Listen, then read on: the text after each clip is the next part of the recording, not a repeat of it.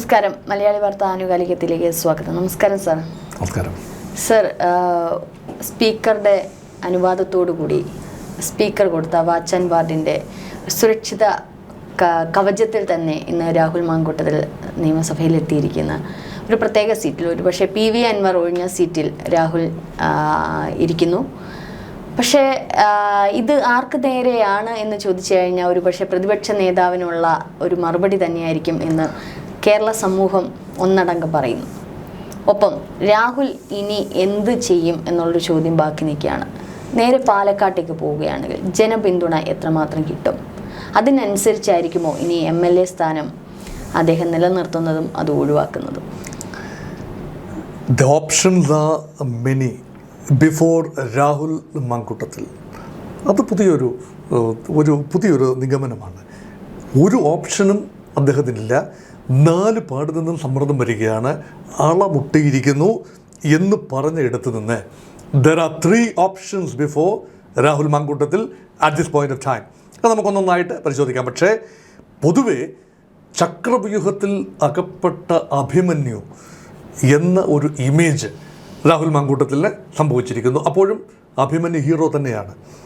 ആത്യന്തികമായി വധിക്കപ്പെടും. പക്ഷേ വധിക്കപ്പെടാതെ മുന്നോട്ട് പോകാനുള്ള മെയ്വഴക്കം കാട്ടുന്ന ഒരു രാഹുൽ ഇന്ന് കാണുകയുണ്ടായി.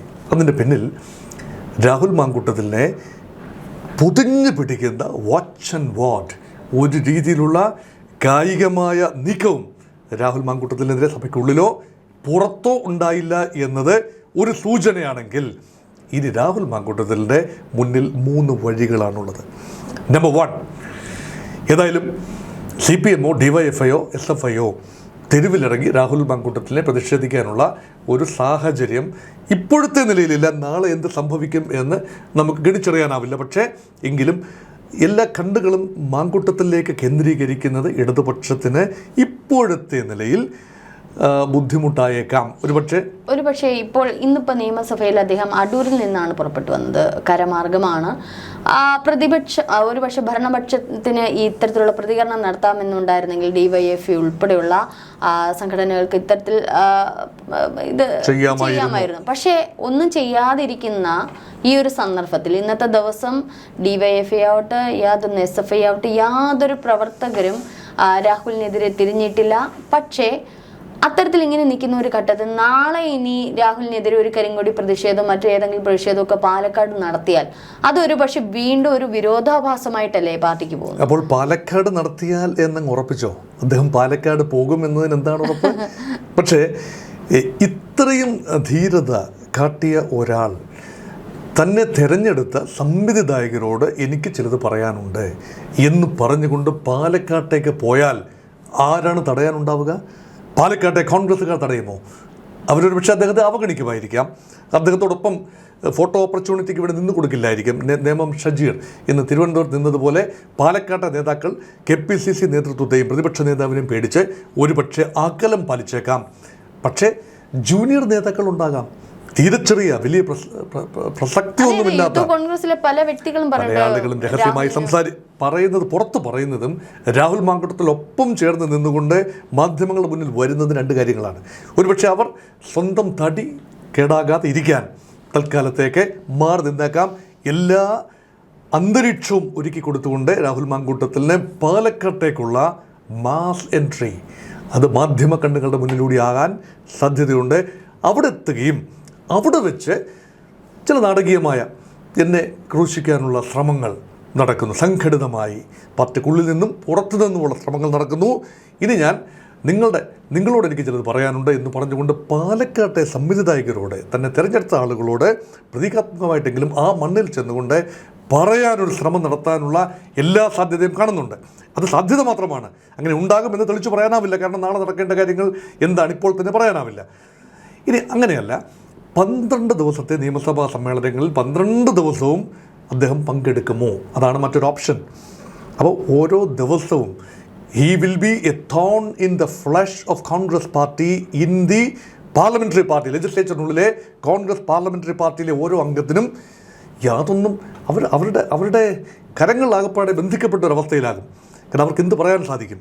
രാഹുൽ മാങ്കൂട്ടത്തിൽ സഭയിൽ വന്നിരിക്കുന്നു. അപ്പോൾ ആകെപ്പാടെ അങ്കലാപ്പിൽ ഇപ്പോൾ തന്നെ ആ ഒരു അങ്കലാപ്പ് ഈ രാഹുൽ മാങ്കൂട്ടത്തിലെ കടന്നു വരവ് ആകെപ്പാടെ ഒരു അന്താളിപ്പിൻ്റെ അന്തരീക്ഷമായിരുന്നു കോൺഗ്രസ് പാർലമെൻ്ററി പാർട്ടിയിലെ സാമാജികർക്ക് ഉണ്ടാക്കിയത്. UDF പൊതുവേ ഒരു മ്ലാനതയാണ്. അവർക്ക് എന്ത് പറയാനാവും? അവർക്ക് പ്രതികരിക്കാനാവില്ല. ഭരണപക്ഷത്തുനിന്ന് ഒരു ഗാർഡഡ് ഓപ്റ്റിമിസം അവിടെ കാണുകയുണ്ടായി. PV അൻവർ ഇരുന്ന ഇരിപ്പിടമാണ് രാഹുൽ മാങ്കൂട്ടത്തിലിനെ സ്പീക്കർ അനുവദിച്ചത്. അപ്പോൾ തീർച്ചയായും ഒരു ധാരണ ഉണ്ടായിരുന്നു എന്ന് വേണം കരുതാൻ. സ്പീക്കർ AM ഷംസീറിനെ സംബന്ധിച്ചിടത്തോളം നിയമപരമായി നിയമസഭാ ചട്ടങ്ങൾ അനുസരിച്ച് ഒരു സഭയിലെ അംഗത്തിൻ്റെ അവകാശം സംരക്ഷിക്കേണ്ട ചുമതല സഭാനാഥനായ സ്പീക്കർക്കാണ്. അത് അദ്ദേഹം ഭംഗിയായി ചുമതല നിർവഹിച്ചു. വാച്ച് ആൻഡ് വാർഡിന് സഹായമുണ്ടായിരുന്നു. അദ്ദേഹത്തിനെതിരെ ഒരു രീതിയിലും ഒരു പ്രസ് ഫോട്ടോഗ്രാഫർ പടമെടുക്കുന്നത് പോലും തടഞ്ഞുകൊണ്ട് അദ്ദേഹത്തെ സംരക്ഷിച്ചു നിർത്തുന്ന സ്പീക്കറെയും കണ്ടു. അതുകൊണ്ട് ഇന്ന് സംരക്ഷിച്ച സ്പീക്കർ നാളെ രാഹുൽ മാങ്കൂട്ടത്തിലെ കൈയൊഴിയുമെന്ന് പറയാനാവില്ലല്ലോ. അതുകൊണ്ട് ഓപ്ഷൻസ് ആ 3. 1 ഓപ്ഷൻ 12 ദിവസവും ഈ ഘട്ടത്തിൽ നിയമസഭാ സമ്മേളനങ്ങളിൽ പങ്കെടുക്കുക. തനിക്ക് അനുവദിക്കുന്ന സമയം വളരെ കുറവായിരിക്കും. കാരണം ഒരു പാർട്ടിക്കാണ് ഇന്നത്തെ ദിവസം സമയം അനുവദിക്കില്ല. കാരണം അനുവദിക്കാൻ പറ്റില്ലല്ലോ.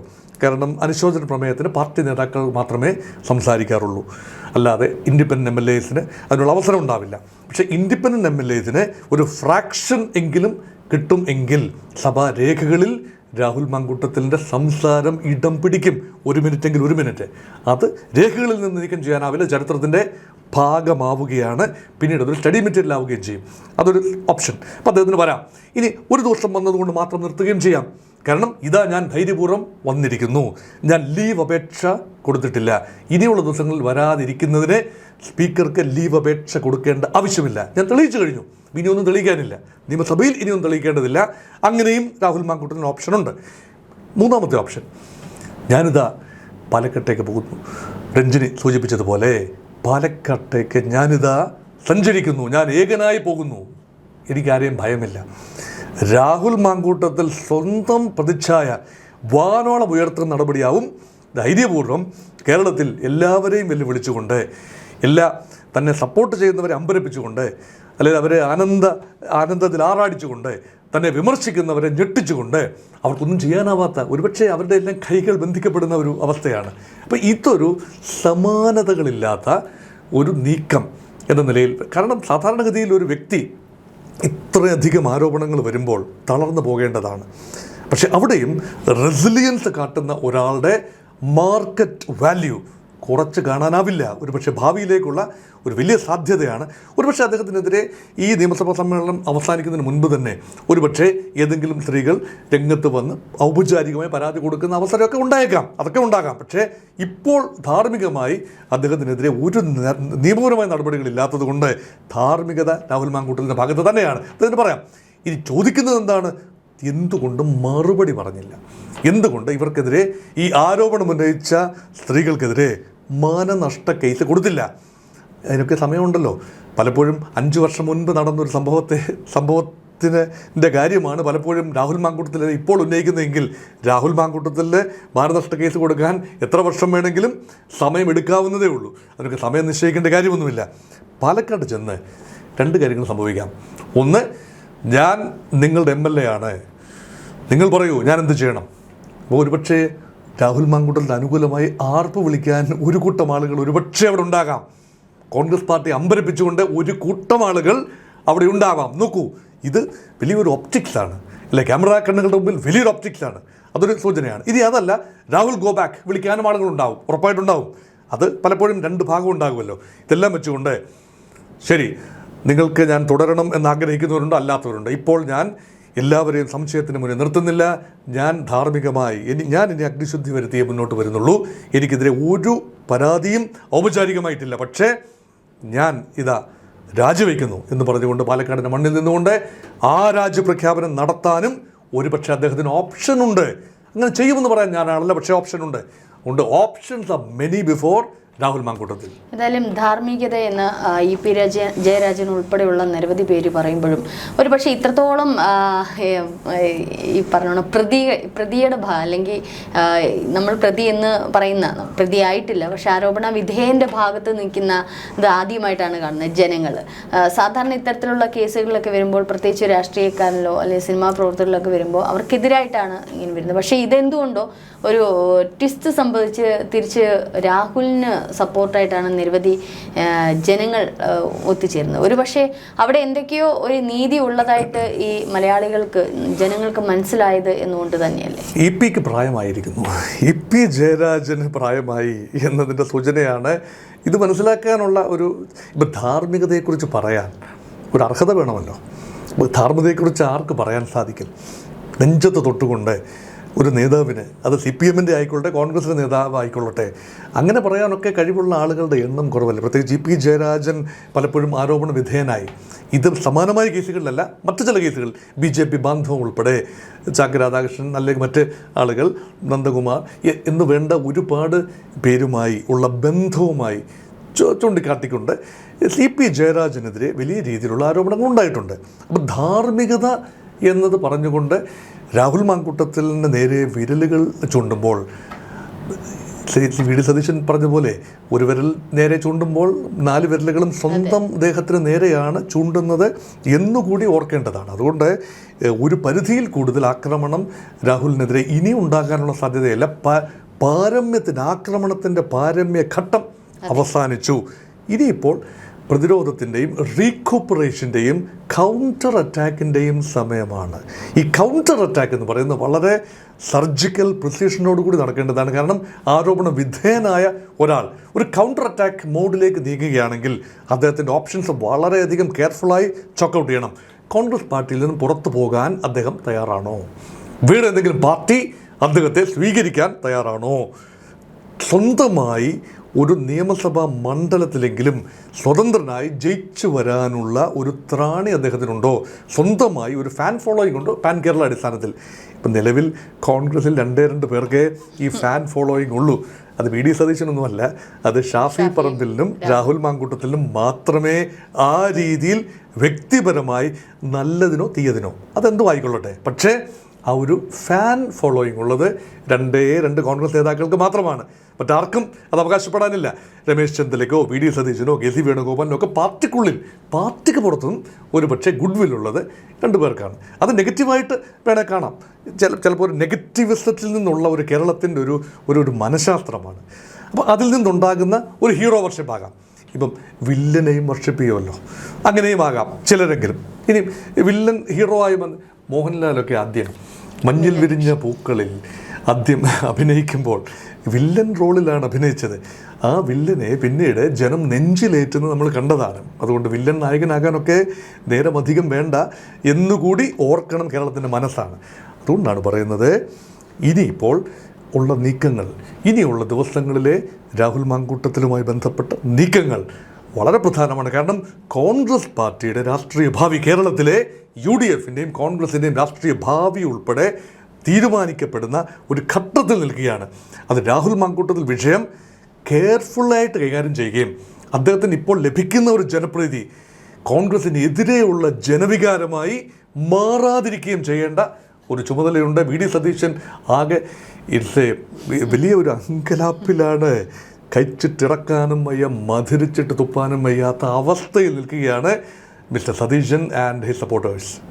ഏതായാലും സർ പറഞ്ഞതുപോലെ ഒരു കൗണ്ടർ അറ്റാക്കിൻ്റെ സമയമാണ് ഇനി.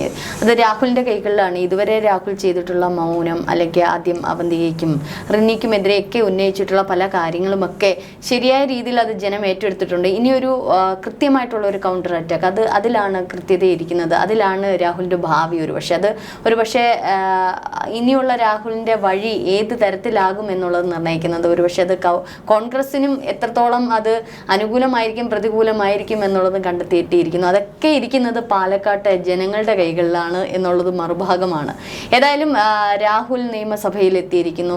ഒരു പക്ഷേ ഇത്രത്തോളം ശിക്ഷ, ഇത്രത്തോളം മാധ്യമ ശിക്ഷ, മാധ്യമ വിചാരണ അനുഭവിച്ച മറ്റൊരു നേതാവ് ഒരു പക്ഷേ കേരള ചരിത്രത്തിലുണ്ടാവില്ല. ഉമ്മൻചാണ്ടിക്ക് ശേഷം ഒരു പക്ഷേ അത് രാഹുൽ മാങ്കൂട്ടത്തിൽ എന്നൊരു വ്യക്തിയാണ്. സാധാരണ ജനം എതിർക്കേണ്ടടുത്ത് കൂടുതൽ ആരാധകരാണ് രാഹുലിന് ഉണ്ടായത് എന്നുള്ളതും കൂടെ നമ്മൾ ആശ്ചര്യത്തോടെയാണ് നോക്കിക്കണ്ടത്. ഏതായാലും ഇനി ഉള്ള ദിവസങ്ങൾ വളരെ നിർണായകമാണ്. അത് കോൺഗ്രസിനും ഇന്നത്തെ KPCC നേതൃയോഗത്തിന് ശേഷം ഇനി രാഹുലിനെതിരെയുള്ള തീരുമാനം എന്തായിരിക്കും, രാഹുലിന് അനുകൂലമാണോ എന്നുള്ളതും കൂടെ നമ്മൾ കാണേണ്ടിയിരിക്കുന്നു. പാലക്കാട്ടേക്ക് പോകുന്ന രാഹുലിൻ്റെ വഴിയിൽ ആരൊക്കെ തടസ്സമായി ഇരിക്കുന്നു എന്നുള്ളതും കാണേണ്ടിയിരിക്കുന്നു. നന്ദി സാർ.